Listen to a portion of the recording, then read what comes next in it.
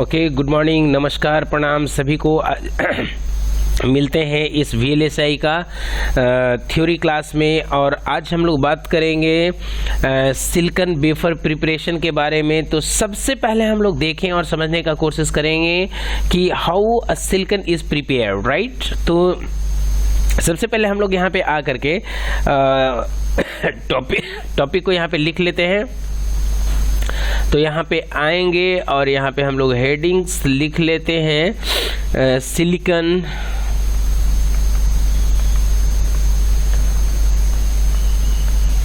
Wafer preparation, silicon wafer preparation, right. इसमें कुछ steps हैं, पहले हम लोग उस स्टेप को समझ लें वन बाय वन, उसके बाद हम लोग आगे बात करेंगे, ठीक है ना। तो यहाँ पे आकर के सबसे पहला जो हम लोग यहाँ पे लिखेंगे वन में, या इसको हम लोग लिखते हैं ए में, ठीक है। ए में हमारा क्या है,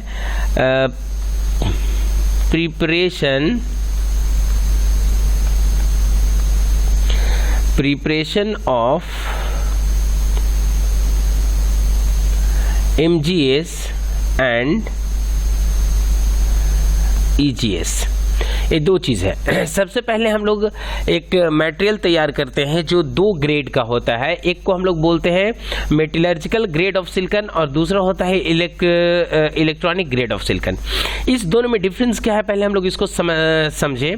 तो जो मेटलर्जिकल ग्रेड ऑफ सिलिकॉन है वो हमारा मतलब सिलिकॉन से, मतलब जो सैंड है वो सैंड से जो तैयार होता है सिलिकॉन, है ना, जाइगोट सॉरी इनगॉट के फॉर्म में, है ना, उसको हम लोग बोलते हैं क्या, मेटलर्जिकल ग्रेड ऑफ सिलिकॉन।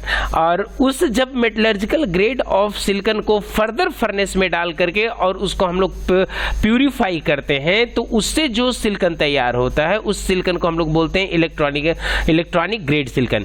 ये जो हमारा इलेक्ट्रॉनिक ग्रेड सिलिकॉन होता है ये सुटेबल होता है हमारा इलेक्ट्रॉनिक डिवाइसेस का मतलब फैब्रिकेशन के लिए, कि इस डिवाइस मतलब इस इलेक्ट्रॉनिक ग्रेड ऑफ सिलिकॉन को यूज करके इलेक्ट्रॉनिक डिवाइसेस को हम लोग बेहतर तरीके से फैब्रिकेट करते हैं। तो फर्स्ट स्टेप ये हुआ मतलब preparation of MGS and EGS। B में हम लोग यहाँ पे देखें तो है क्रिस्टल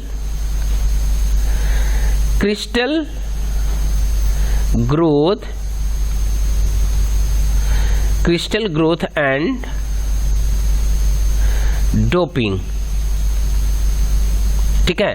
फिर इसी मेटलर्जिकल ग्रेड जो सिलिकॉन तैयार हुआ उस पे हम लोग क्या करते हैं कि एक लेयर उस पे एक क्रिस्टल का ग्रोथ करवाते हैं और उसमें हम लोग क्या करते हैं, कुछ इम्प्योरिटीज को ऐड करते हैं। उस प्रोसेस को हम लोग बोलते हैं doping, second process.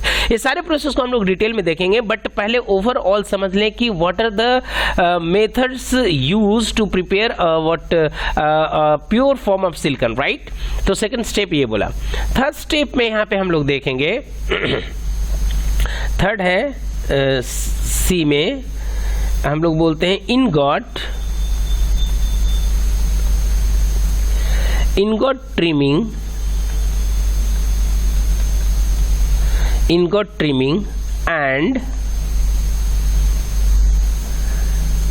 Trimming and grinding. Third step है, मतलब इनगॉट जो बनता है उस इनगॉट को हम लोग छोटे छोटे टुकड़े में ट्रिम करते हैं और उसको ट्रिम करने के बाद उसमें जो इम्प्योरिटीज होते हैं उसको सरफेस पे उस इम्प्योरिटीज को हटाने के लिए उसको हम लोग ग्राइंडिंग करते हैं। ये दो प्रोसेस होता है, राइट। सी नेक्स्ट जो प्रोसेस है वो हमारा डी, वो है इनगॉट स्लाइसिंग। इनगॉट स्लाइसिंग ये हमारा नेक्स्ट प्रोसेस है, फोर्थ प्रोसेस है। इसके बाद जो नेक्स्ट स्टेप है उसको हम लोग बोलते हैं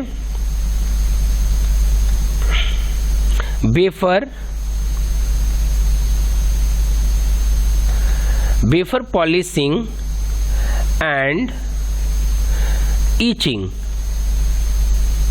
मतलब उसको कोई केमिकल से हम लोग उसको क्या करते हैं, पॉलिश करने के बाद उसको क्लीन करते हैं, है ना, मतलब साफ करते हैं। उसके बाद उसको उस केमिकल को हटाने के लिए फिर से फर्दर हम लोग उसको क्लीन करते हैं, राइट। तो यहाँ पे लिखते हैं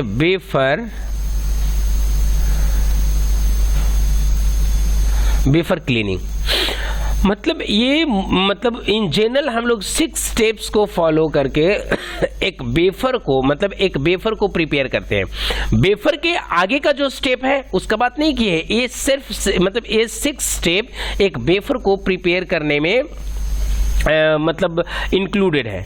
जब इससे हम लोग आगे बढ़ते हैं यहाँ पे, तो जो हमारा मतलब स्टेप है ये ईजीएस प्रिपेयर करने का, इलेक्ट्रॉनिक ग्रेड सिलिकॉन। इस सिलिकॉन को हम लोग कैसे प्रिपेयर करते हैं, है ना, इलेक्ट्रॉनिक ग्रेड सिलिकॉन को। तो यहाँ पे आकर के हम लोग देखेंगे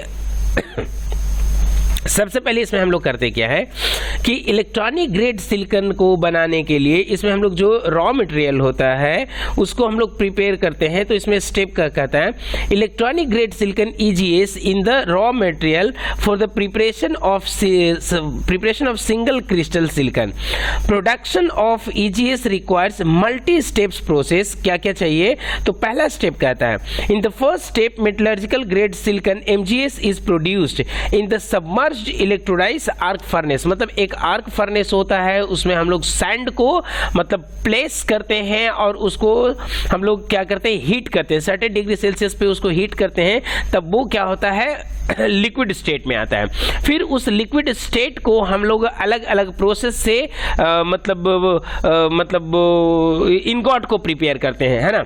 तो उसके बाद क्या कहता है the furnace is charged with a pure form of sand SiO2 also known as quartzite and carbon in the form of coal, coke and wood chips। मतलब उसमें क्या होता है, सैंड को प्लेस करते हैं और सैंड के साथ में हम लोग उसमें कार्बन मतलब कोल होता है, कोक होता है, वुड चिप्स होते हैं, ये सबको मिक्स करके उसको देते हैं और उसको क्या करते हैं, हीट मतलब उसको मतलब फर्नेस में हीट करते हैं, तब वो जा करके लिक्विड स्टेट में आता है। फाइन।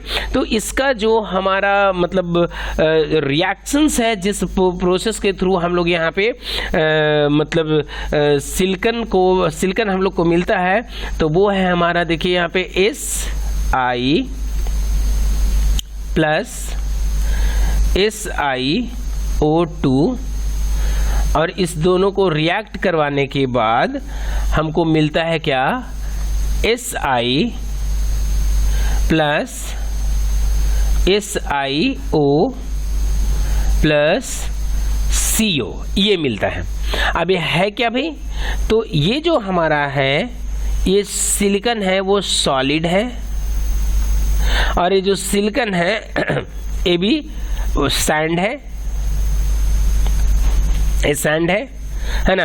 ये सिलिकॉन है और यहाँ पे इसके सिलिकॉन के साथ में यहाँ पे कार्बन भी तो है, कार्बन भी है ना, जो सॉलिड स्टेट में है, जैसे कोक हो गया, है ना, कोल हो गया, वुड चिप्स हो गए, ये सब मिल करके यहाँ पे इसके साथ में, और यहाँ पे तो बालू है ना, जिसको सैंड बोल रहे हैं। इसको रिएक्ट करवाए तो मेरा यहाँ पे क्या मिला, सिलिकॉन, जो कि ए लिक्विड स्टेट में है।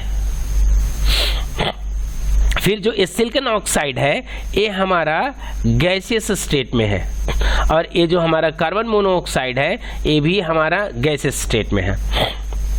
इतना सारा चीज मिला। इसके बाद क्या कहता है कि जब इतना इस रिएक्शन को करवाते हैं तो इस रिएक्शन से हमको मिल जाता है क्या, बोला कि by this process of 98% purity can be achieved. मतलब इस प्रोसेस से जो हमारा ये लिक्विड बनता है, मिलता है सिलिकॉन, ये हमारा 98% प्योर होता है और इसी को हम लोग बोलते हैं MgS, मेटलर्जिकल ग्रेड सिलिकॉन, है ना। मतलब after obtaining MgS the next step of the process is to pulverize the silicon mechanically and react it with the hydrogen chloride to form trichlorosilane। मतलब इस जो मेटलर्जिकल ग्रेड ऑफ सिलिकॉन है, इस silicon को further हम लोग purify करने के लिए जो हम लोग यूज़ करते हैं, है ना, क्योंकि a pure form of silicon नहीं है, तो इसको यहाँ पे नेक्स्ट स्टेप में हम लोग लिखते हैं, यहाँ पे ये हमारा हो गया सिलिकॉन, है ना, जो हमारा क्या है, सॉलिड है, सॉलिड है। फिर इसको हम लोग रिएक्ट करवाते हैं हाइड्रोजन क्लोराइड से, हाइड्रोजन क्लोराइड से, जो कि हमारा क्या है, गैस है। इसको रिएक्ट करवाते हैं कितना, 300 डिग्री सेल्सियस पे रिएक्ट करवाते हैं, तो यह हमारा यहाँ पे मिलता है सिलिकॉन हाइड्रोजन क्लोराइड, जो कि गैसियस स्टेट में होता है। और क्या होता है, यहाँ पे हाइड्रोजन जो है वो निकलता है, प्लस इससे जो हीट होता है वो रिलीज होता है, ठीक है ना, इतना सारा चीज निकलता है। इसके बाद क्या कहता है कि now EGS is produced form of purified trichlorosilane by chemical vapor deposition। मतलब कि इसके बाद से हम लोग एक प्रोसेस करते हैं, है ना, इस ट्राइक्लोरोसाइलिन से एक प्रोसेस करते हैं जिसको हम लोग बोलते हैं CVD, जिसका कि हम लोग नाम लिखते हैं CHEMICAL, chemical vapour deposition, chemical vapour deposition एक मेथड है जिसके थ्रू हम लोग को प्योर EGS मिलता है। तो जो प्योर EGS मिलता है वो मिलता है हमारा इस फॉर्म में मिलता है, जैसे क्या होता है 2SiHCl3, जो कि हमारा गैसियस स्टेट में है ना, और यहाँ पे मिलता है फिर 2H2, जो कि हमारा ये भी गैसियस स्टेट में है, और इसको रिएक्शन करवाने के बाद मिलता है हमारा 2Si, है ना, जो कि सॉलिड स्टेट में है, ठीक है। और इसके बाद यहाँ से मिलता है 6HCl, जो कि गैस स्टेट में है। तो जो हमारा ये मिलता है, हमारा a pure form of silicon होता है, सिलिकॉन होता है, जो कि हमारा EGS होता है, इलेक्ट्रॉनिक ग्रेड सिलिकॉन होता है। तो इस फॉर्म से, इस मतलब प्रोसेस से हम लोग को सिलिकॉन मिलता है। और इसी चीज़ को समझाने के लिए हम आपको एक वीडियो का जस्ट मदद लेते हैं और आपको दिखाने का कोशिश करते हैं कि कैसे सिलिकॉन प्रिपेयर होता है। Silicon is a semiconductor and its main applications fall into three categories.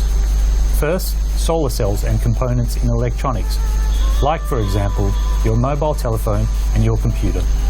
In this group, one utilizes the semiconducting properties of silicon.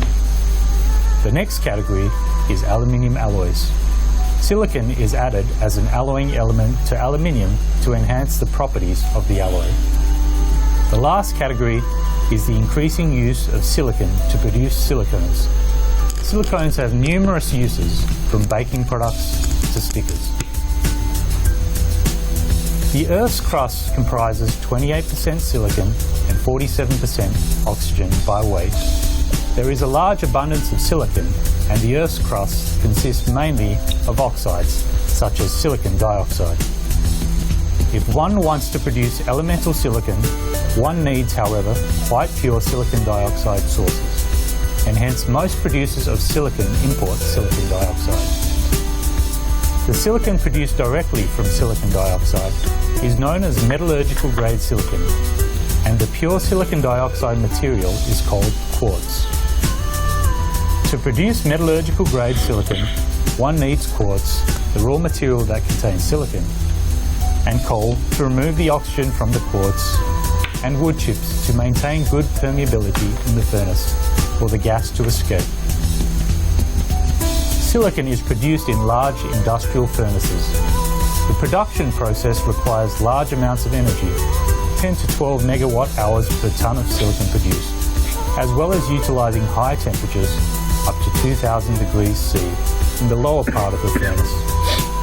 The electric energy is supplied via 3 large carbon electrodes that are submerged into the raw materials. The electrodes will gradually be consumed, and therefore new electrode elements are added by screwing them to the top of the furnace electrodes. The quartz, carbon and wood chips are added from silos at the top of the furnace. As the materials are conveyed through the furnace, the oxygen is removed from the quartz and liquid silicon is tapped from the lower part of the furnace at high temperatures. The liquid silicon is tapped into ladles where small parts of aluminium and calcium are reduced. After this refining process, the liquid silicon is cast into beds to solidify. The solidified silicon is then crushed and shipped to the customer. The simplified equation of the silicon production process shows silicon dioxide reacting with carbon to produce silicon, which will be tapped from the furnace, and carbon monoxide gas that will ascend through the materials in the furnace. There are, however, 2 important species that will also be present in the furnace: silicon carbide and silicon monoxide gas. If we focus on the area around one of the electrodes, we can see the major zones in a furnace. In the lower part of the furnace, the temperature is about 2000 degrees C, with the energy being produced by the arcs from the electrode to the liquid silicon at the bottom of the furnace, or to the silicon carbide crust that has formed. In the arc itself, the temperature is much higher. The arc is produced because there is a cavity around the electrode tip, which is filled with silicon monoxide and carbon monoxide gas. As one goes up the furnace, the temperature decreases and a mixture of melted silicon dioxide and silicon carbide is over the cavity. Liquid silicon is very viscous and the material mix will not flow down naturally. As a result, the cavity roof is formed. This is a very simplified picture, and during industrial excavations, many different zones and geometries have been found. However, the common picture is the presence of the cavity, alpha silicon carbide built up in the furnace, and partly transformed raw materials in the top part of the furnace. The temperature on top of the raw materials is approximately 1000 degrees C. The most important reaction in the so-called low temperature zone is the reaction between carbon and the ascending silicon monoxide gas. As the production of silicon monoxide gas consumes a lot of energy, the energy consumption will have a strong correlation with the silicon monoxide loss out of the furnace. The main role of the carbon added will hence be to capture the silicon monoxide gas before it leaves the furnace.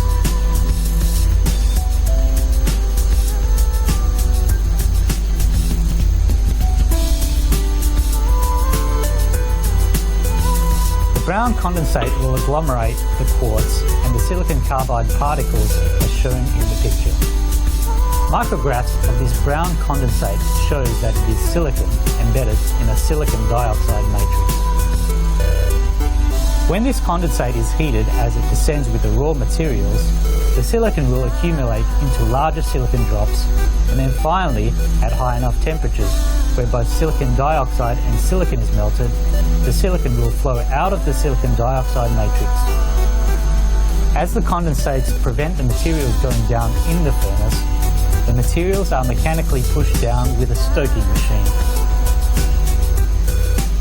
Some silicon can also be produced in the silicon carbide particles higher up in the furnace according to the reaction as shown in the micrographs from a pilot scale furnace experiment. As the carbon monoxide and the remaining silicon monoxide gas are leaving the furnace, they will combine with air at the top of the furnace. The carbon monoxide and silicon monoxide gases will oxidize into carbon dioxide gas and silicon dioxide microparticles called microsilica. Microsilica is an important byproduct and is typically used as filler in concrete and to produce refractories. To summarize the metallurgical silicon production, the raw materials added to the furnace are silicon dioxide and carbon materials. Wood chips are added to increase the permeability of the materials to facilitate gas flow. The materials are added to the furnace at approximately 1000 degrees C and will be gradually heated to 2000 degrees C. The liquid silicon will be tapped at the lower part of the furnace into ladles where the trace elements of aluminium and calcium will be further reduced. The liquid silicon will then be cast, solidified, crushed and shipped to customers. The microsilica will be separated from the off-gas in filter bags and the remaining hot off-gas may be processed via an energy recovery unit to produce electrical energy. As Norway has a large amount of renewable electrical energy from hydropower, there are several plants producing silicon and ferrosilicon, like Elkem, Wacker and उम्मीद करते हैं कि इस video को देख करके आप लोग समझ गए होंगे और किस तरीके से सिलिकॉन जो होता है वो मेटलर्जिकल ग्रेड ऑफ सिलिकॉन और electronic grade of silicon prepare होता है। इस प्रोसेस को आप लोग समझ गए होंगे और हम इसी तरीके से आप लोग के साथ मतलब इंटरेक्ट करते रहेंगे और जो भी मतलब प्रॉपर सॉल्यूशंस होगा उसको कोशिश करेंगे आप तक पहुंचाने का। ठीक है, इसी तरीके से आप हमारे साथ बने रहिए इस चैनल पे और थैंक यू सो मच। अगर आप लोगों को कोई प्रॉब्लम होता है इससे रिलेटेड, कोई क्वेश्चंस मन में आता है तो उस क्वेश्चंस को आप यहाँ पे इसका कमेंट बॉक्स में पोस्ट कर सकते हैं। I would love to answer them. Thank you so much for being with us. Thank you so much.